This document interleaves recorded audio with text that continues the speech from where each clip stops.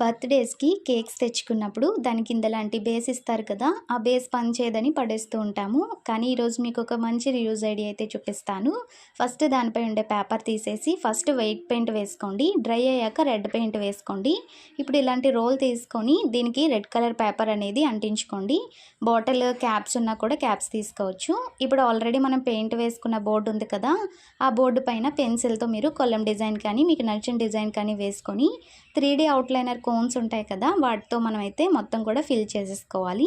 Next yellow colour 3D outliner తీసుకొని dots పెట్టుకున్నానండి. పూర్తిగా డ్రై అయిపోయిన తర్వాత ఆల్రెడీ మనం రోల్స్ అనేవి అంటించుకున్నాం కదా! వాటిని ఈ పీటకైతే మనం పెట్టేసుకోవాలండి గమ్ అప్లై చేసుకొని. సో 4 సైడ్స్ కూడా అంటించేసుకుంటే మనకి పూజా చౌకీ అయితే రెడీ అయిపోతుంది. పూజలకి చాలా బాగా యూజ్ అవుతుందండి.